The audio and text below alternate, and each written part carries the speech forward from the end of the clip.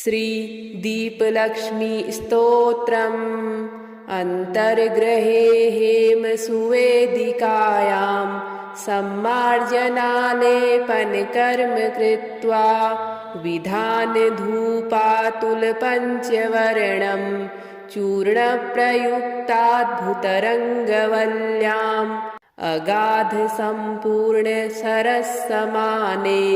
गोसर्पिसापूरितमध्यदेशे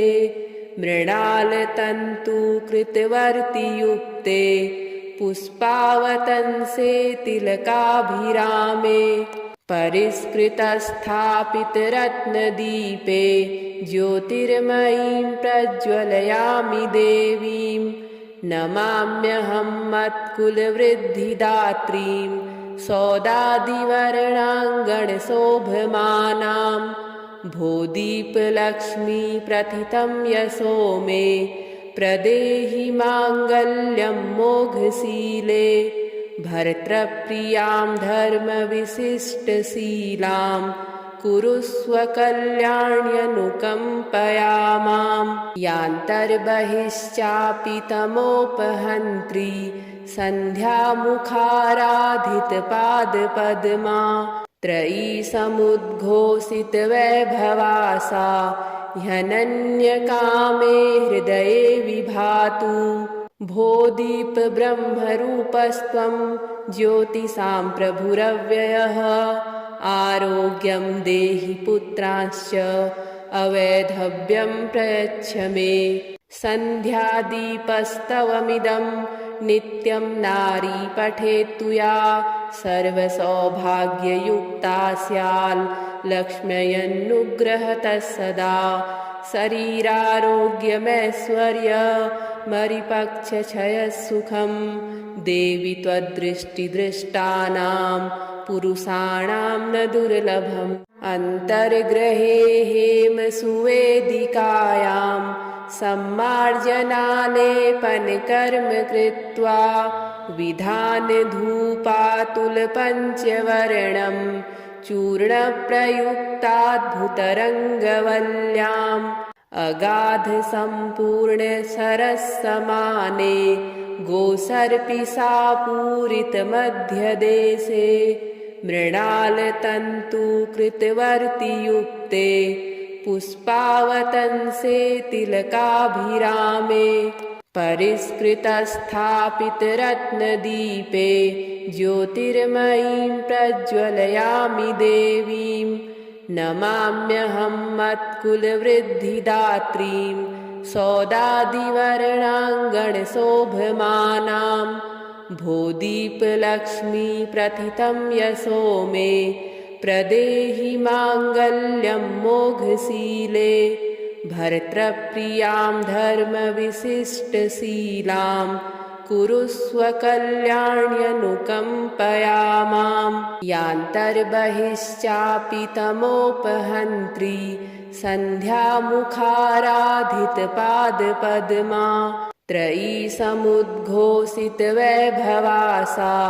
ह्यनन्यकामे हृदये विभातु भो दीपब्रह्मरूपस्त्वं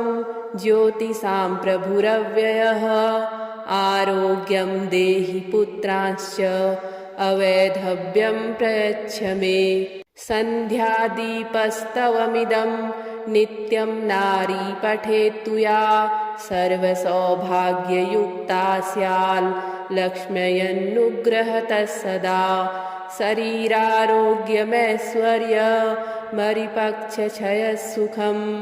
देवि त्वद्दृष्टिदृष्टानां पुरुषाणां न दुर्लभम् अन्तर्ग्रहे हेमसुवेदिकायां सम्मार्जनालेपनकर्म कृत्वा विधानधूपातुलपञ्चवर्णं चूर्णप्रयुक्ताद्भुतरङ्गवल्ल्याम् अगाधसम्पूर्णसरस्समाने गोसर्पिसापूरितमध्यदेशे मृणालतन्तुकृतवर्तियुक्ते पुष्पावतंसे तिलकाभिरामे परिष्कृतस्थापितरत्नदीपे ज्योतिर्मयीं प्रज्वलयामि देवीं नमाम्यहं मत्कुलवृद्धिदात्रीं सौदादिवर्णाङ्गणशोभमानां भूदीपलक्ष्मी प्रथितं यशो मे प्रदेहि माङ्गल्यं मोघशीले भर्तृप्रियां धर्मविशिष्टशीलां कुरुष्व कल्याण्यनुकम्पया मां यान्तर्बहिश्चापि तमोपहन्त्री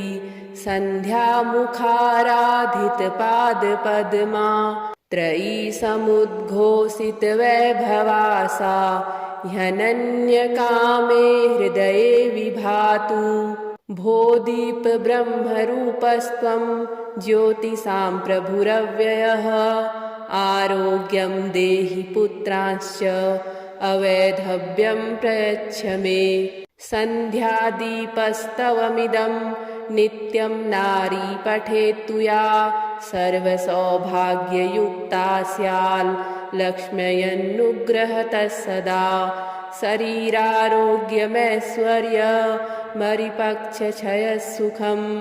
देवि त्वद्दृष्टिदृष्टानां पुरुषाणां न दुर्लभम् अन्तर्गृहे हेमसुवेदिकायां सम्मार्जनालेपनकर्म कृत्वा विधानधूपातुलपञ्चवर्णं चूर्णप्रयुक्ताद्भुतरङ्गवल्ल्याम् अगाधसम्पूर्णसरस्समाने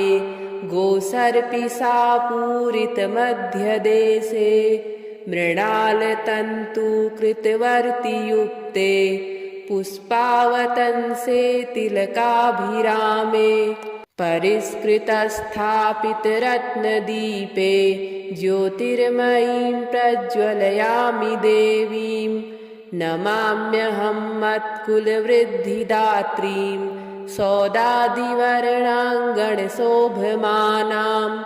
भूदीपलक्ष्मी प्रथितं यशो मे प्रदेहि माङ्गल्यं मोघशीले भर्तृप्रियां धर्मविशिष्टशीलां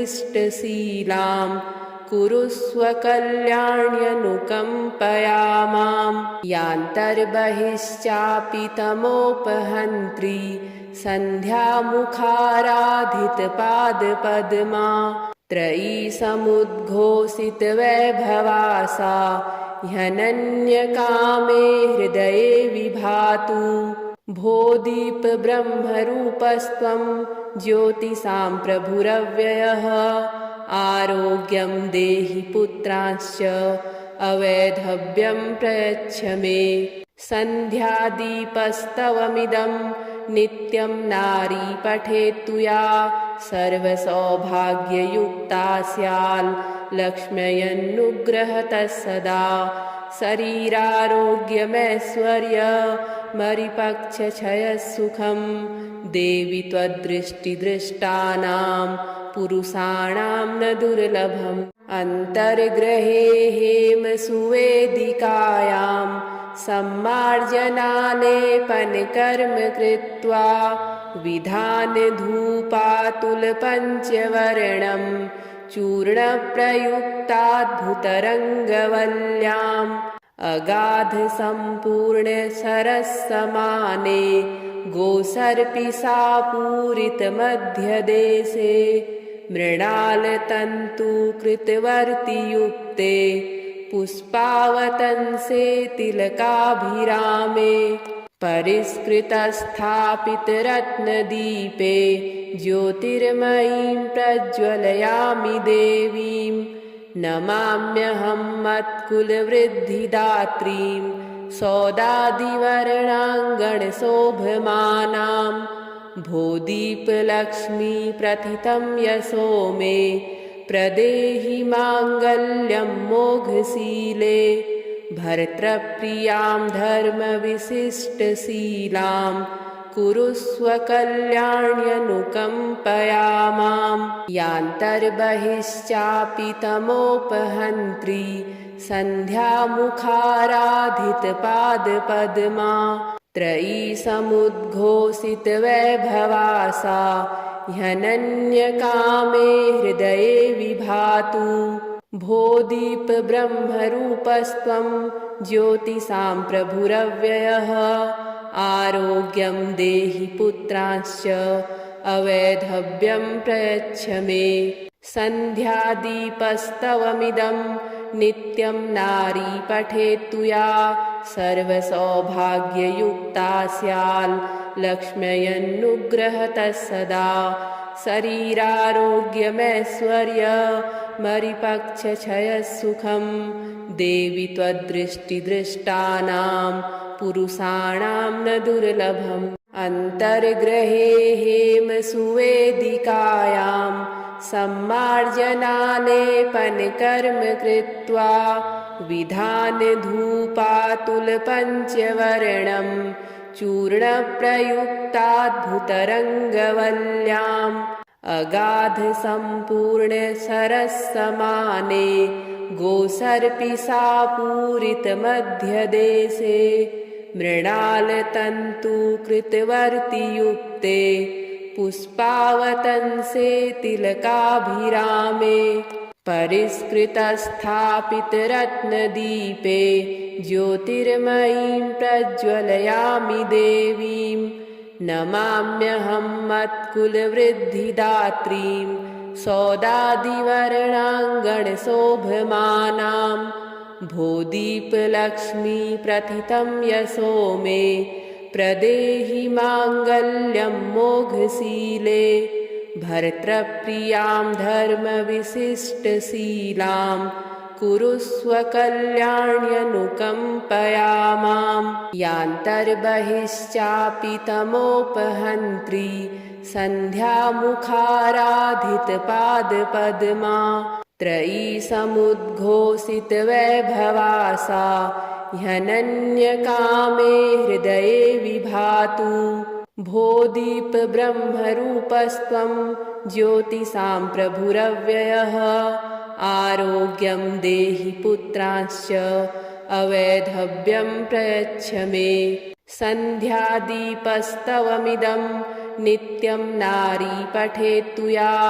सर्वसौभाग्ययुक्ता स्याल् लक्ष्म्यनुग्रहतः सदा शरीरारोग्यमैश्वर्यमरिपक्षक्षयसुखं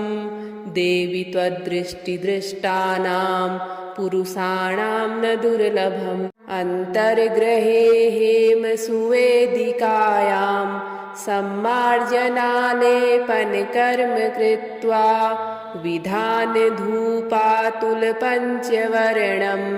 चूर्णप्रयुक्ताद्भुतरङ्गवल्ल्याम् अगाधसम्पूर्णसरस्समाने गोसर्पिशापूरितमध्यदेशे मृणालतन्तुकृतवर्तियुक्ते पुष्पावतंसे तिलकाभिरामे परिष्कृतस्थापितरत्नदीपे ज्योतिर्मयीं प्रज्वलयामि देवीं नमाम्यहं मत्कुलवृद्धिदात्रीं सौदादिवर्णाङ्गणशोभमानां भो दीपलक्ष्मी प्रथितं यशो मे प्रदेहि माङ्गल्यं मोघशीले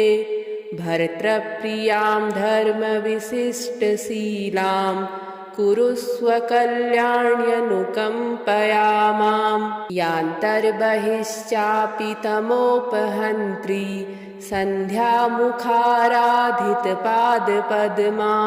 त्रयी समुद्घोषितवैभवासा ह्यनन्यकामे हृदये विभातु भो दीपब्रह्मरूपस्त्वं ज्योतिषां प्रभुरव्ययः आरोग्यं देहि पुत्रांश्च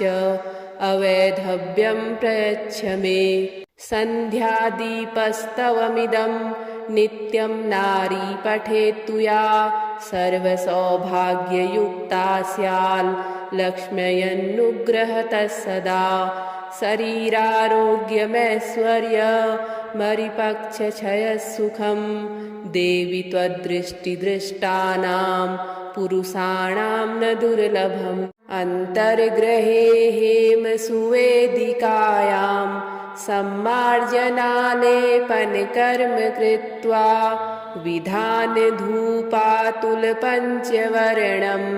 चूर्णप्रयुक्ताद्भुतरङ्गवल्ल्याम् अगाधसम्पूर्णसरस्समाने गोसर्पिशापूरितमध्यदेशे मृणालतन्तुकृतवर्तियुक्ते पुष्पावतंसे तिलकाभिरामे परिष्कृतस्थापितरत्नदीपे ज्योतिर्मयीं प्रज्वलयामि देवीं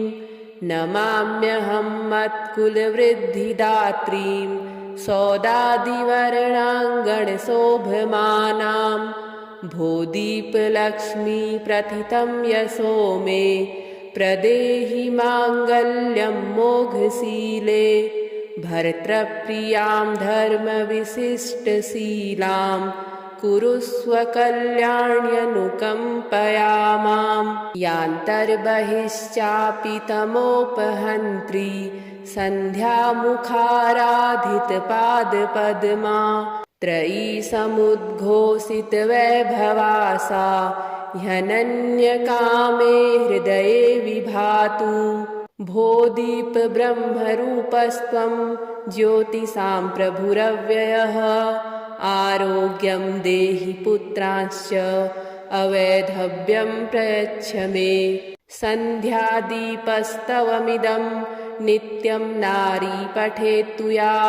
सर्वसौभाग्ययुक्ता स्याल् लक्ष्म्यनुग्रहतः सदा शरीरारोग्यमैश्वर्यमरिपक्षक्षयसुखं देवि त्वद्दृष्टिदृष्टानां पुरुषाणां न दुर्लभम् अन्तर्ग्रहे हेमसुवेदिकायां सम्मार्जनालेपनकर्म कृत्वा विधानधूपातुलपञ्चवर्णं चूर्णप्रयुक्ताद्भुतरङ्गवल्ल्याम् अगाधसम्पूर्णसरस्समाने गोसर्पिशापूरितमध्यदेशे मृणालतन्तुकृतवर्तियुक्ते पुष्पावतंसे तिलकाभिरामे परिष्कृतस्थापितरत्नदीपे ज्योतिर्मयीं प्रज्वलयामि देवीं नमाम्यहं मत्कुलवृद्धिदात्रीं सौदादिवर्णाङ्गणशोभमानां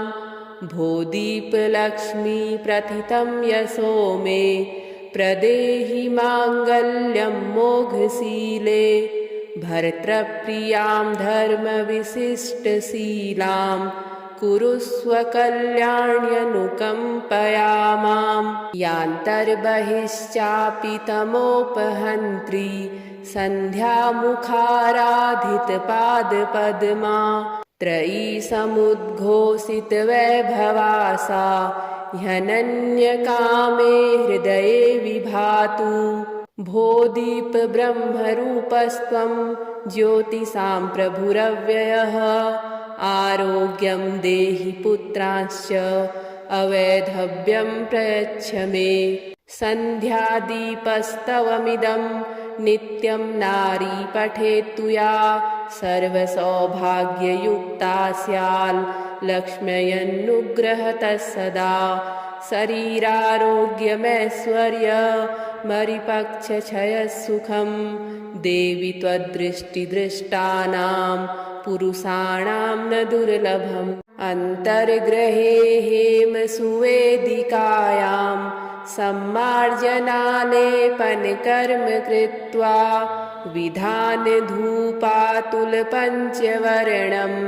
चूर्णप्रयुक्ताद्भुतरङ्गवल्ल्याम् अगाधसम्पूर्णसरस्समाने गोसर्पिशापूरितमध्यदेशे मृणालतन्तुकृतवर्तियुक्ते पुष्पावतंसे तिलकाभिरामे परिष्कृतस्थापितरत्नदीपे ज्योतिर्मयीं प्रज्वलयामि देवीं नमाम्यहं मत्कुलवृद्धिदात्रीं सौदादिवर्णाङ्गणशोभमानां भोदीपलक्ष्मी प्रथितं यशो मे प्रदेहि माङ्गल्यं मोघशीले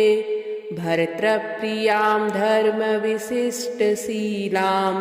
कुरुस्व कल्याण्यनुकम्पया मां यान्तर्बहिश्चापि तमोपहन्त्री सन्ध्यामुखाराधितपादपद्मा त्रयी समुद्घोषितवैभवा ह्यनन्यकामे हृदये विभातु भो दीपब्रह्मरूपस्त्वं ज्योतिषां प्रभुरव्ययः आरोग्यं देहि पुत्रांश्च अवैधव्यं प्रयच्छ मे सन्ध्यादीपस्तवमिदं नित्यं नारी पठेत्तु या सर्वसौभाग्ययुक्ता स्याल् लक्ष्म्यनुग्रहतः सदा शरीरारोग्यमैश्वर्यमरिपक्षक्षयसुखं देवि त्वद्दृष्टिदृष्टानां पुरुषाणां न दुर्लभम् अन्तर्गृहे हेमसुवेदिकायां सम्मार्जनालेपनकर्म कृत्वा विधानधूपातुलपञ्चवर्णं चूर्णप्रयुक्ताद्भुतरङ्गवल्ल्याम् अगाधसम्पूर्णसरस्समाने गोसर्पिशापूरितमध्यदेशे